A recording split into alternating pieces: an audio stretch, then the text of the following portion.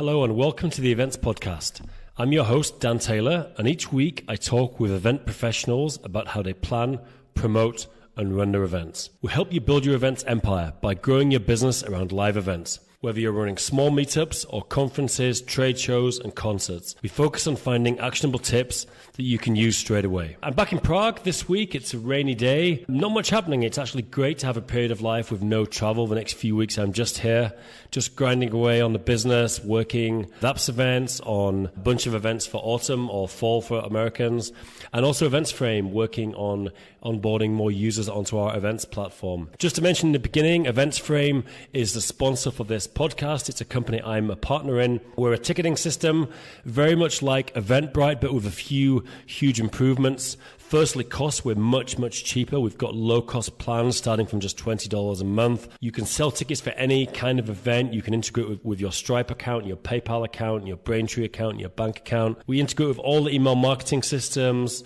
MailChimp, Infusionsoft, anything you want to use. We integrate with CRMs, everything you need. So check it out. Go to eventsframe.com, eventsframe.com. And if you email dan@eventsframe.com, dan@eventsframe.com, with the subject line podcast, I'm going to give you a special secret discount code, which will be a lifetime value discount code.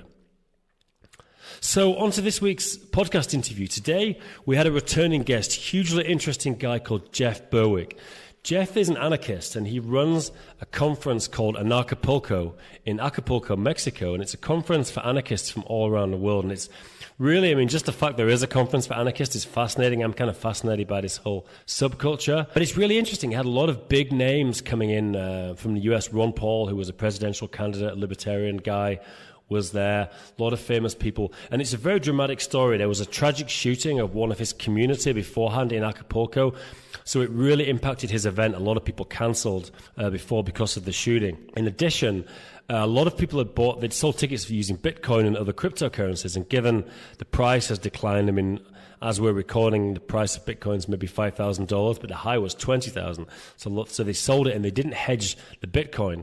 So they really had a crazy situation where a lot of people canceled, but they still managed to double the size of their event. And that's one of the things I really want to talk about today. Like, how do you grow? Obviously we do a lot of episodes and talk about how do you start a conference in the first time. But then a lot of people, you guys have already got a conference, and now we're looking, how do you level up? How do you get it? Because he's doubled it in 4 years. He's doubled the size of a conference every year. And this time, 2,000 people, which is a huge event.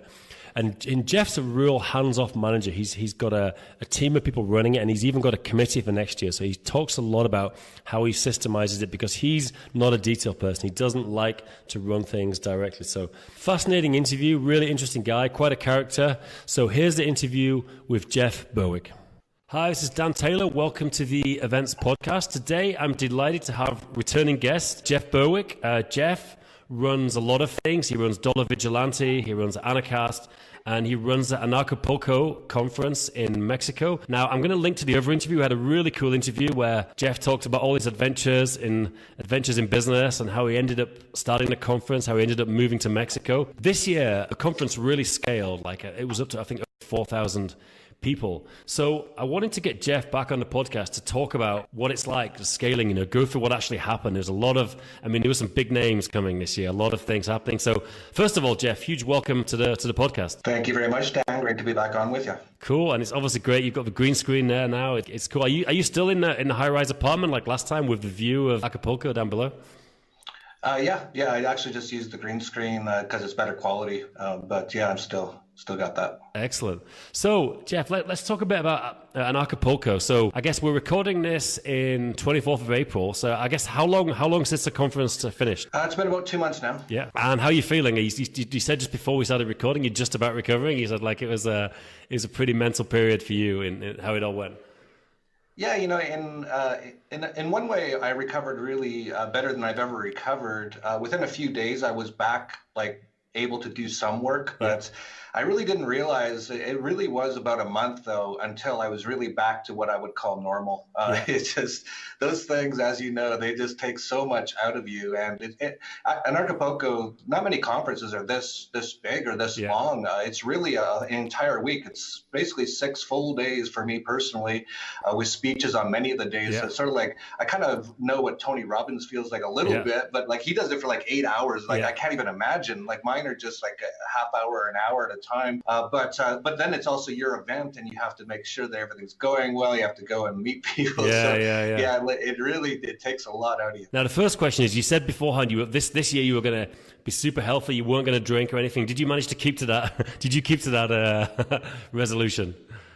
Oh, did I say I wasn't going to drink? Because you said like, I'm gonna take it easy. You said like, because he said the first time you just got drunk and you were like, oh man, and then you took it a bit easier, you know? I don't know if I ever said I wasn't going to drink, but I did drink, but I did take it quite a bit easier. So I decided to move into the hotel this year where the event is. I don't normally do that because it's a little bit overwhelming to have thousands of people around. They all know you, they all want to talk to you.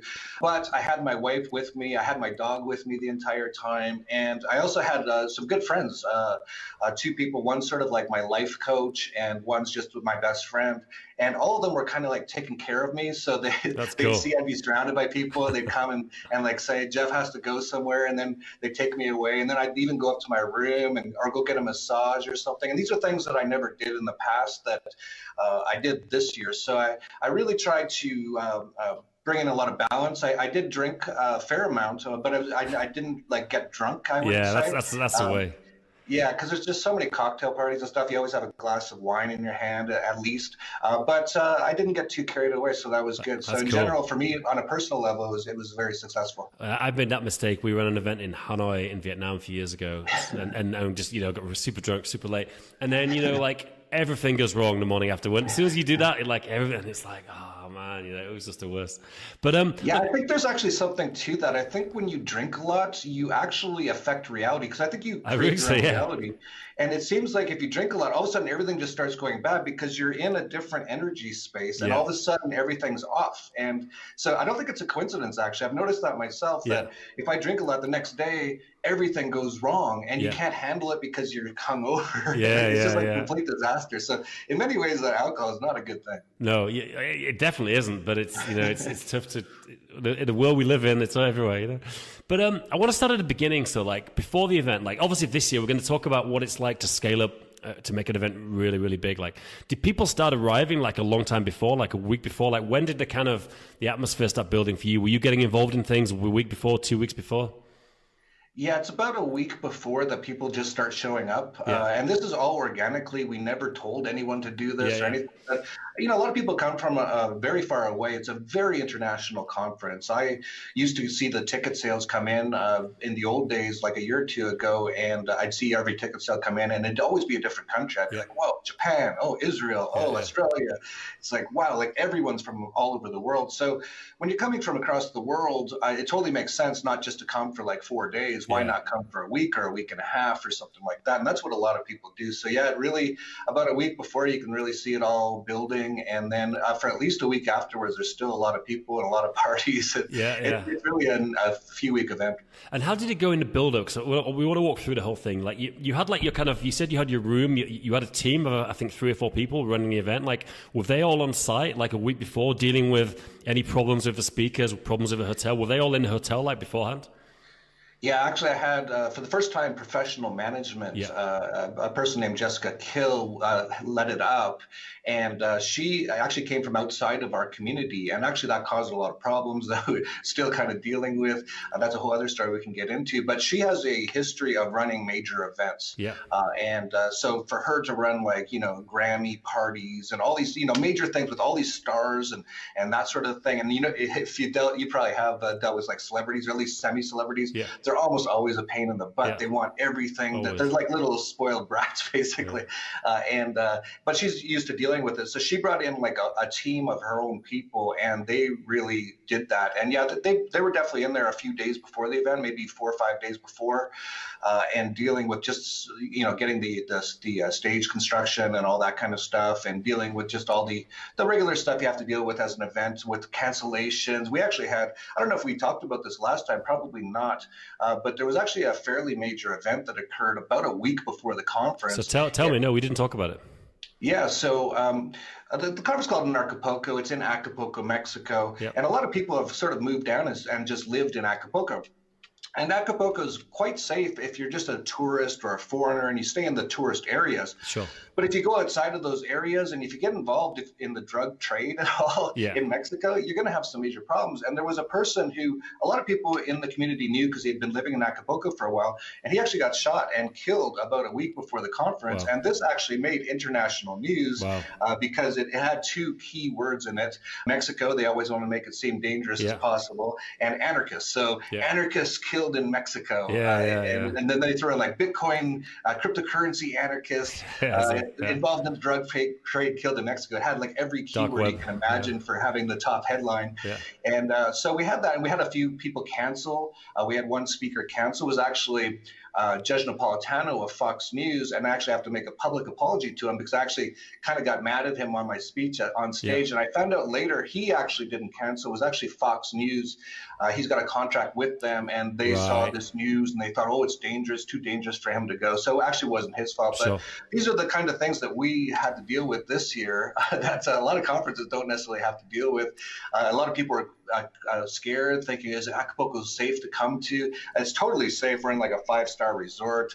It's like one of the safest places in the world where we actually have the actual event. But if you go into the hills and you go into the ghettos of Acapulco, you're going to run into some rough people. It's interesting because like yourself, I've traveled a lot. I've traveled all around Africa. I've traveled all across Latin America. I've traveled across Asia. I've been held up at gunpoint in a couple of places, but if you're streetwise and you travel a lot, you know the deal. Like, if you're getting robbed, someone, typically it's a drug addict or someone is pretty desperate, you give them your money, and that's 99 times out of 100, that's the end of it, You just give them the money, you don't cause a scene, and that's it. You don't bother going to the cops because they're not going to do anything. And so for me, it doesn't freak me out, The worst thing that ever happened to me was in Los Angeles. I got mugged by 3 guys in Hollywood, like proper gunpoint, So, but I think if someone lives in America or lives in Western Europe and they haven't traveled a lot like we have, it's kind of intimidating because they're terrified of getting mugged, And like, I think for me, once you've been mugged once, it's not a big deal. You know the outcome, what it's going to be, pretty much every time. And it's very, very rare to get mugged in Acapulco or in a lot of these places. And as you pointed out, actually, most of the more scary situations I've been involved in have been in Canada and the U.S. In Canada, and I'm from Vancouver. I grew up and I used to go to the clubs when I was like 20 years old in Vancouver. And there's a major drug trade in Vancouver with a lot of gangs. There's Vietnamese gangs, Indian gangs. And I'd go to a club and there'd be shootouts all the time. Really? But people just kind of go, they don't really think about it that much, but they hear about Mexico. They're like, oh, it sounds really dangerous.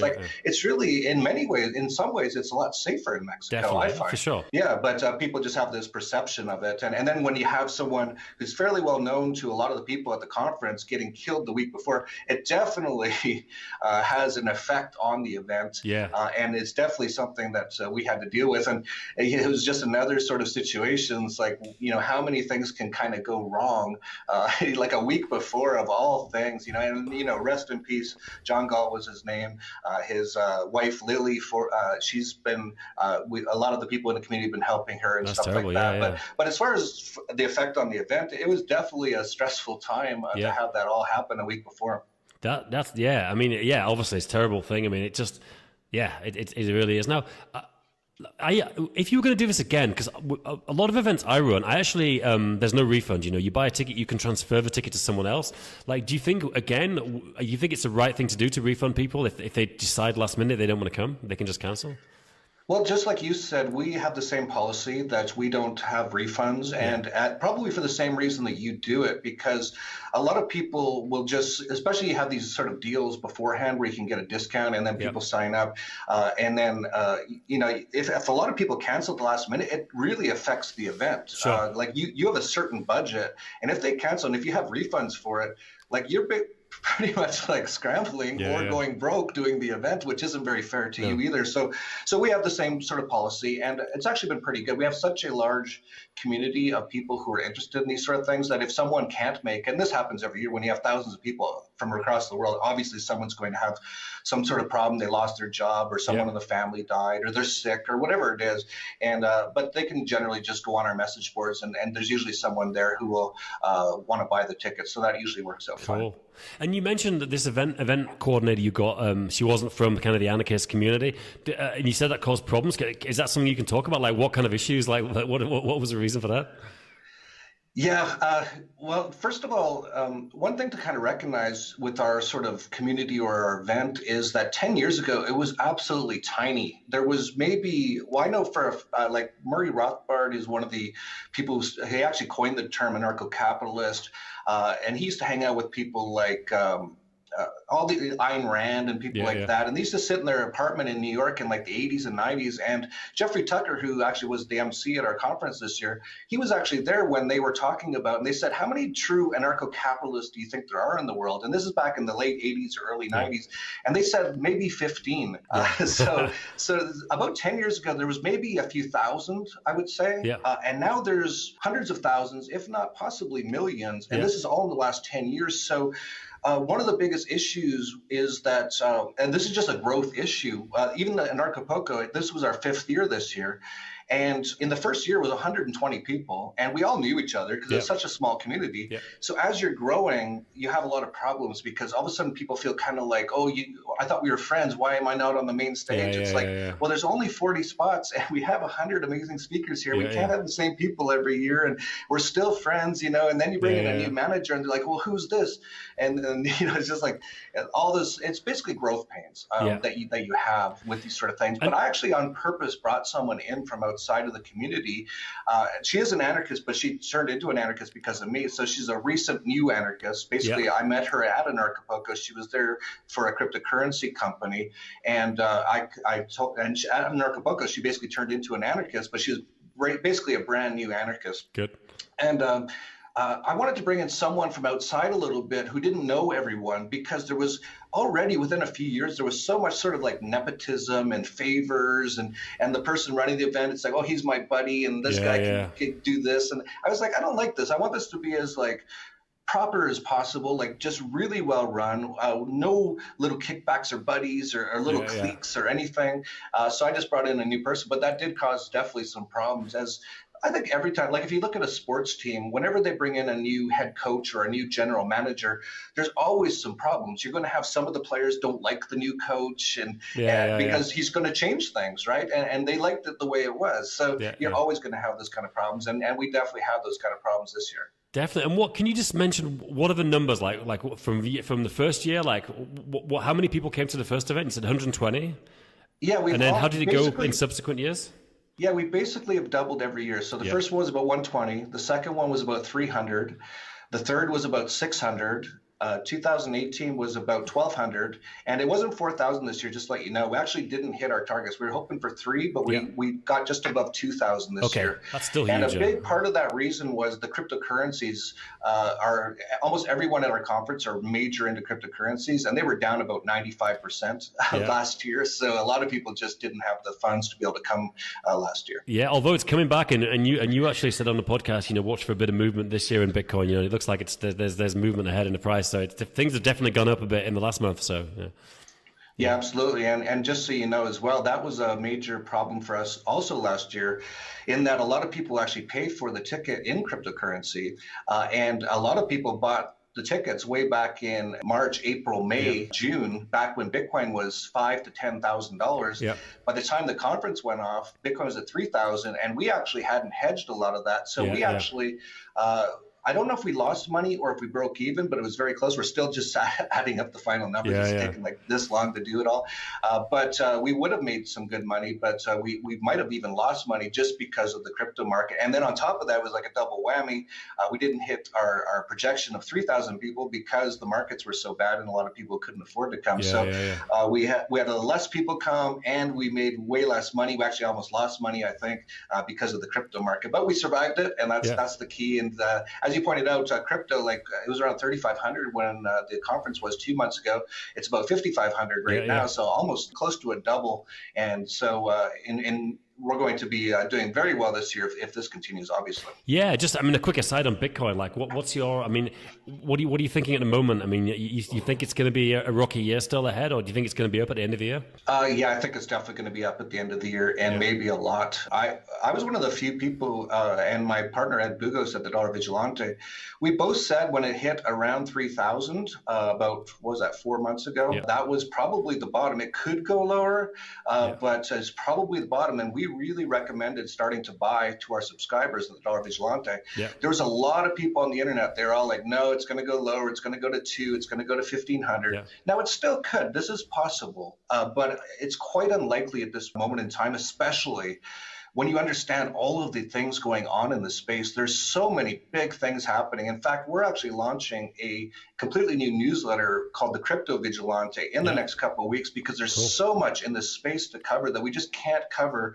everything at the Dollar Vigilante. We need a whole entire team for the crypto space, but I'm super excited about it. I don't want to make any price predictions for this year on Bitcoin, but it definitely could go a lot higher this year. Cool. So back to the event, Jeff. So what was your role? Because you obviously, you've got this professional person. I mean, you're kind of a celebrity in your area. Like, were you the guy getting the speakers, and were you using that to kind of reach out? You mentioned Fox News and these big names. Like, was that your role, or what did you give yourself a job specifically, apart from being like the host?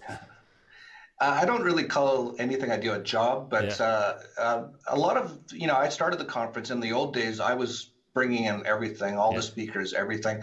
And I still do. I think this year, probably about 80% of the major speakers were just people I know, because I know everyone. So it's just so easy to send an email, and they know me, so they're happy to come. But there was definitely some, like we had some speakers on the main stage this year that I had never heard of that did really well. So that our management team brought in and that were recommended by other people that we knew, and they just went ahead and went for it. And it turned out really well. But for next year, we're going to, it's just getting too big now. And the decisions, it's a lot of pressure on one person to be making all these decisions. So I decided for this coming year, we're trying to put together a bit of a council or a committee. And it's a lot of the people who've been around the conference since day one, who've been speaking at it or been going to the conference, and they know what is good about the conference. They know what some of the problems are. They know what can be improved. And they also know, because one of the big things I think, and this happens I think with every sort of major event, is when it starts small and it gets really big, it's really hard to keep the vibe of when it was really small. And we're trying to do that, as every event does. But of course, as it gets bigger and bigger, it gets harder and harder to keep that initial vibe that you had. But I think by bringing in a number of people who have been around since day one, we have a better chance of keeping that same vibe that we had even when we were really small. Definitely. And one thing I want to ask about the speakers, because it's so important to have good speakers. And like you mentioned, a lot of the time you can get an unheard of person and they can just hit it out of the park. They'll get better feedback than the big names, What were you doing to sort of vet the speakers? Because you're so big, you obviously had a lot of people contacting you. Were you looking back at their videos, or were your team looking back at their videos on YouTube, or were you asking for references? How were you kind of checking if this person was going to be a good presenter or not? Oh, that's a good question. It's pretty like one-on-one sort of a thing. Throughout the year, I'll notice somebody. I'll be like, whoa, I just saw this speech from this guy. That guy was amazing. And I'll add it to a list of people for us to contact to speak next year. So it's just sort of this ongoing sort of organic thing. Our community is very active. So for example, like just yesterday, I saw on our Facebook message board for Anarchapulco, someone suggested Graham Hancock. I don't know if you know him, but he's quite into psychedelics and also history stuff. And he was like, he should definitely speak in Anarchapulco, and about 20 other people said yes, that he'd be awesome. So right there, I was like, okay, definitely we have to look at this guy. I've heard of him as well. I don't know a lot about him, but I've heard of him and I heard really great things about him. So we'll just kind of do that. It's kind of like we kind of don't decide on all the speakers right off the top. We kind of decide on maybe 5 or 10 that we're like, these are like really amazing speakers. And then throughout the year, we're just kind of like figuring out which ones we can fill in with and things like that. Cool. So let's get back to the event. Obviously, the team were getting ready. You had a few cancellations because of the tragic incident. How did it go? Like, how did it kick off the registration? Everything. I guess you were at the hotel a day before. Did it all start smoothly? Yeah, it was by far the most professional we've ever run, because in the past I ran it the first year and that was a disaster. I should never run anything. I'm not a hands-on detail sort of person. And then the person who was running it after that, he had no experience running events either. He was just very passionate about the event and wanted to see it grow. And he lived in Acapulco, so he ran it for a while, but he had no event experience, and it showed because there's so many problems. There's just, like basic things like registration. We didn't really have much of a registration. People, there'd be like long lines because we didn't think about things like that. But this year, I think we almost overkilled it a little bit. I don't even know how many staff we had. Like in the past, I'd say the actual amount of people that we had on staff, even last year, that were getting paid for things, not volunteers. We get some volunteers as well, which is awesome. But actual people getting paid is probably like, I'm going to guess 5, 6, 7 people. And I think this year it had to be well over 50. It could have been 100 people. Like it was a lot. So in that respect, it was incredibly well run. That was for me the best part of the event, because I'm a little bit of I think there's a word for it, like perfectionist.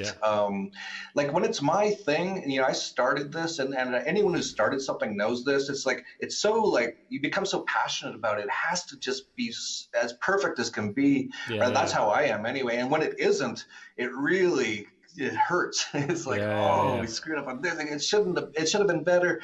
And this year, in terms of actual organization and the event going off without a hitch, it was as good as I could have hoped for. I couldn't believe it, really, compared to last year's, where I'd get a call. It's like, one of our top speakers, we forgot to book him a hotel room, and he's like 80 years old, and we forgot to pick him up at the airport, and he's wandering around Acapulco lost. Can you go get him, Jeff? Like, this would actually happen. This happened 2 years ago, or last year, like not this year.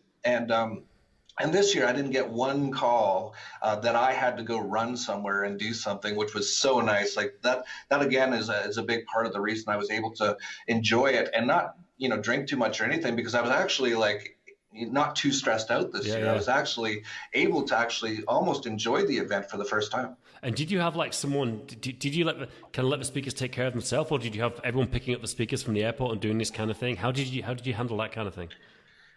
We don't pick up all the speakers at the airport. We actually had over 150 speakers. We had 5 stages this year. A lot of them are really small, like no one's heard of them or anything, but we like what they're doing, so we want to give them an opportunity.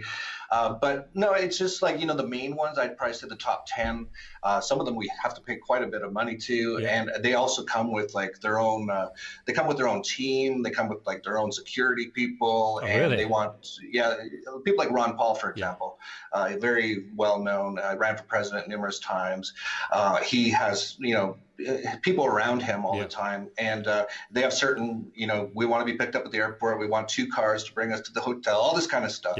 So we do that for people like that. But for the rest, though, like I was really impressed. We had like a speaker's lounge, which was out of the way, which the speakers could get to very discreetly, so they didn't have to like sign a lot of autographs or take a lot of selfies and all that kind of stuff. And very relaxed there with, anything you wanted, juice or champagne, whatever you wanted. And then a way to get to the backstage without having to, again, take too many selfies and stuff like that. And that sort of thing. So it was very, very well run in that regard. How did it, it's interesting, like some speakers, like especially the ones that are very popular and social media savvy, don't really care about their selfies. I've seen people, they'll do like 300, and then some people, it just stresses them out. Like how were these guys about it? Did you have some people that they didn't like it, and some people who they didn't care about anything? Well, everyone's different, and I probably take the most selfies of anyone at the event, and that's why actually I always had like a glass of white wine with me, because it is a bit stressful, just constantly having people grabbing you and all that kind of stuff.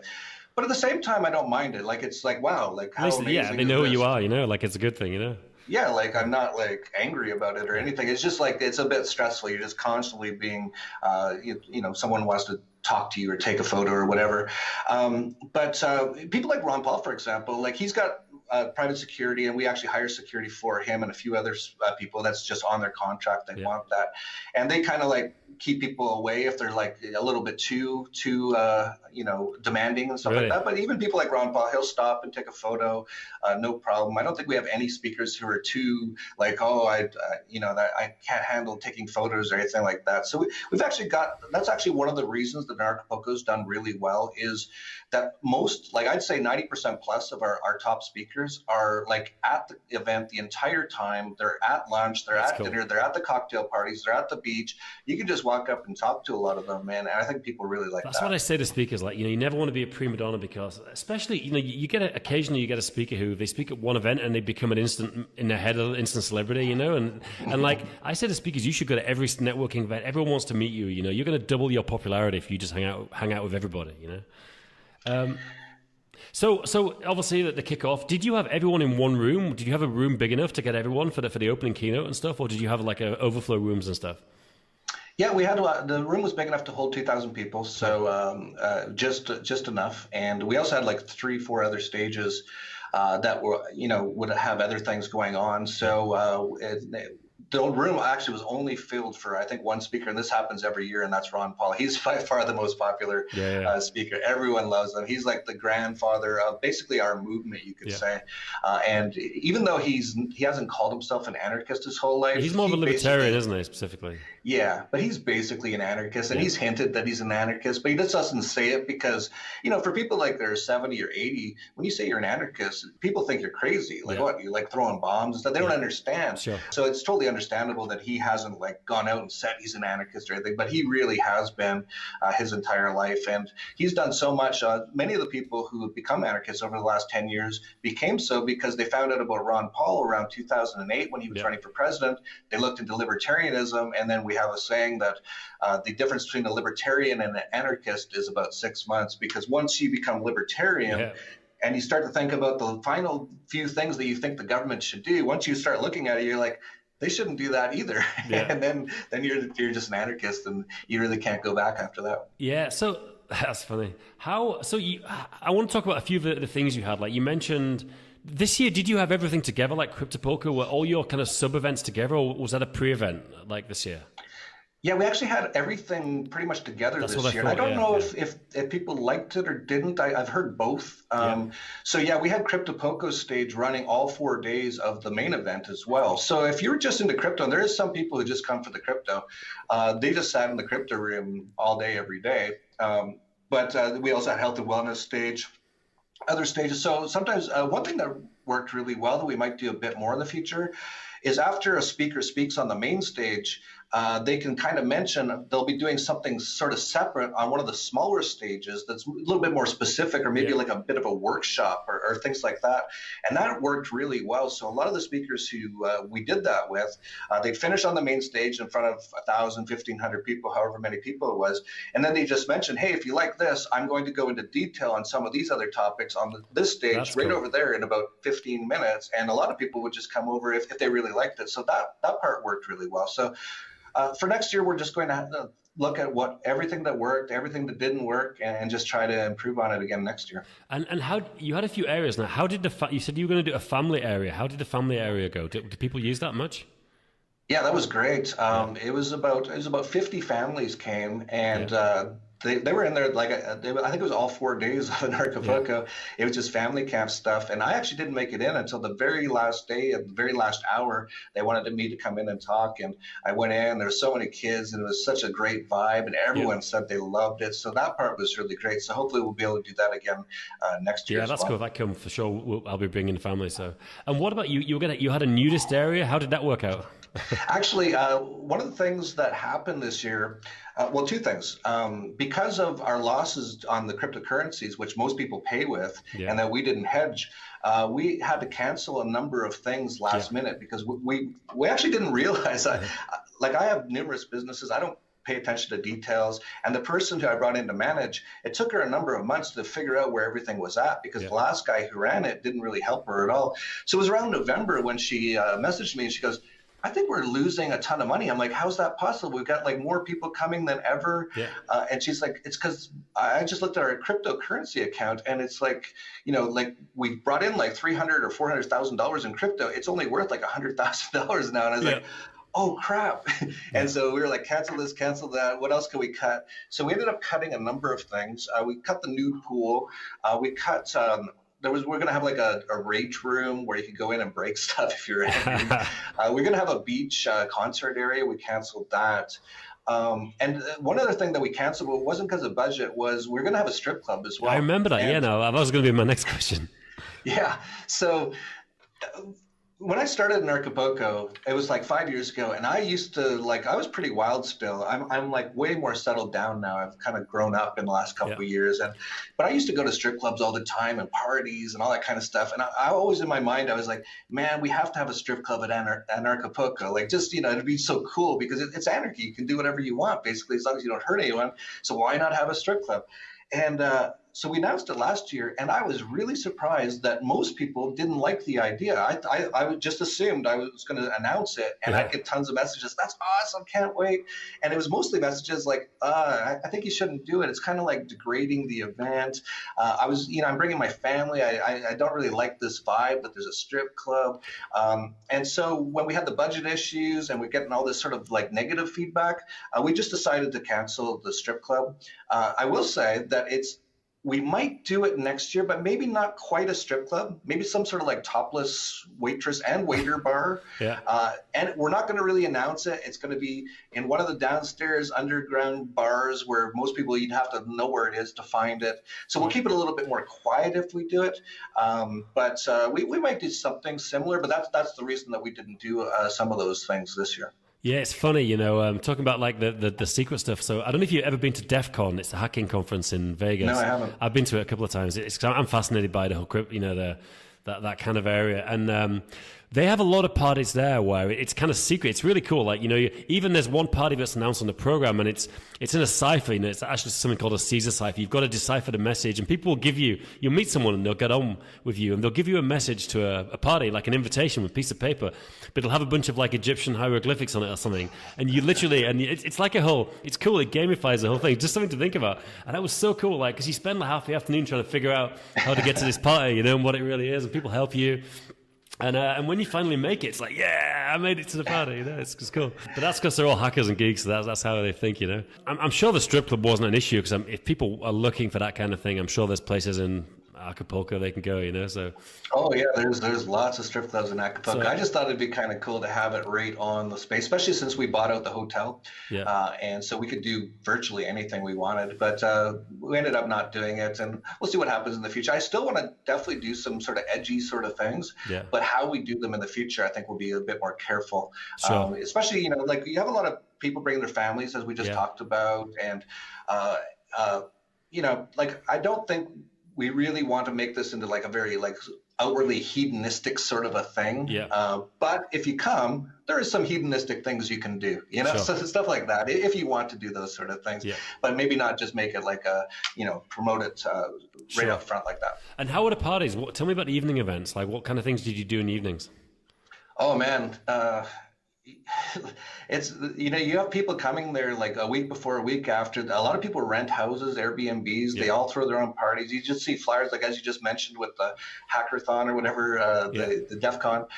People are going around passing out sort of like, here's my party tonight. And so there's just like nonstop parties and events at the event for like a week before and a week after. So that's cool. That part is pretty cool. And there's so many things to go to. We of course have events ourselves. Like did you have like an official event every evening? Was that the plan? I think we did. We had like a DJ pool party with tacos one night. One night was at the top nightclub in Acapulco called Palladium. That's where we had Immortal Technique and a number of other amazing rappers. And so that was an entire event. I think we had, it's just like numerous things. It's just always something to do. And what about the end? Like, were you having to deal with a lot of admin afterwards? Or it sounds like you've kind of, with this committee, you got yourself out of most of the day-to-day, it seems this year, which is pretty impressive, you know? It's hard to do. Yeah, that's always my goal. I'm an entrepreneur, so I've started numerous businesses in my life, and like the number one goal is to make it so you don't have to do very much. Yeah. Unfortunately, with the Dollar Vigilante, of course, like it's all about myself and my partner and what we think. So I have to be working, but I actually don't mind that kind of work, like writing a lot, analyzing, doing even videos. I don't mind as much anymore. Yeah. But when it comes to like Anarchapulco, like my dream is like I don't even have to do anything. Like they basically just come to me and go, what do you think of this? I'm like, yeah, sounds good. And then at the end they go, okay, here's how much money we made. Here's your profits. Like, thank you very much. Yeah. And like as an entrepreneur, I'm always trying to get out of actually doing anything really. Definitely, it's a way for. I'm like things for me, like doing this podcast. It's not work, you know. I enjoy it, you know. Like I do it even if it didn't lead to any business or anything else, you know. It's fun, you know. So what are the plans for next year? Like, what are you've got the committee. Are you going to aim for the same kind of number? Like, what are you thinking you'll change and do differently? That's a good question. As you just pointed out, we're still going through the numbers. Yeah. Accounting disaster this year. The accountant kind of quit like right at the beginning, and we somehow didn't bring in another accountant. So we're like 2 months afterwards, we're still not even sure if we lost money or broke even or anything. But that should be done actually this Friday. That is the deadline, and it looks like we're going to have that. And then once that's done, we can then look at all the numbers, look at everything, and then start to plan for next year. Yeah. So we're a bit behind on that. I would have liked to have been at this point about a month ago, but these things happen. And so we really haven't planned hardly anything for next year. It's very wide open. I'm very open-minded. I'm hoping, as I said, to bring in a number of other voices into it. So it's just not me thinking of all these things or making decisions. But in general, it's going to just probably grow. I said that if the crypto market does well this year, we're going to easily have at least 3,000, if not more people next year. And it's looking pretty good so far. So if this continues, I haven't even seen ticket sales yet. Like we started selling tickets immediately after the last event. Yeah. I haven't heard anything about the sales. So like if I go and I go, how's ticket sales been? They're like, it's terrible. Then it's like, okay, well, we have to be careful here. Maybe it's not going to be as big as we thought. Or maybe they're going to go, oh, it's been amazing. Yeah. Compared to last year, it looks like we're going to easily have 3,000 next year. And then we go, okay, here's the budget. Then here's what we expect. Hopefully we're not going to lose 70% of our money on crypto losses next year. And we can do all kinds of great stuff. But we really haven't even started to plan yet. But that's going to start probably starting next week. Cool. Well, look, Jeff, I think we're up to our time. It was a real pleasure to talk again. And all the best. I'm sure we'll stay in touch. Yeah, hope to get you on again to talk about how plans are going for next year, what other stuff you're doing in your business. And again, thanks for coming on the podcast. Yeah, thank you. There's actually a crypto event in Prague. I forget the name of it. It's a super hardcore crypto event. Do you know the one I'm talking about? Yeah, I do. It's at a place called the Institute of Crypto Anarchy, which is actually quite close to where I'm sitting right now. Yeah, are you going to come? Well, I don't know when it is, but someone kind of half invited me to it. And when I heard about it, I was like, that sounds pretty cool. Look it up right now. It's super edgy. Prague, I think it was in June. Prague. It was in June or July last year. Yeah, that'd be good because I don't want to go there in the winter. Yeah, well, cool. We can hang out. It'd be cool. I'll take you to all the fun places. Oh, I love Prague. Prague's amazing. Yeah. When was the last time you were here? Nightlife. Yeah, it's great. Prague's great. I'll figure out the dates and I'll drop you an email afterwards. All right, sounds cool, good. Man. Thanks, Jeff. Thanks, man. Do you want to sell more tickets to your amazing events? EventsFrame event ticketing has been built to minimize the amount of time it takes to buy a ticket. Result, you sell more tickets. Check out eventsframe.com.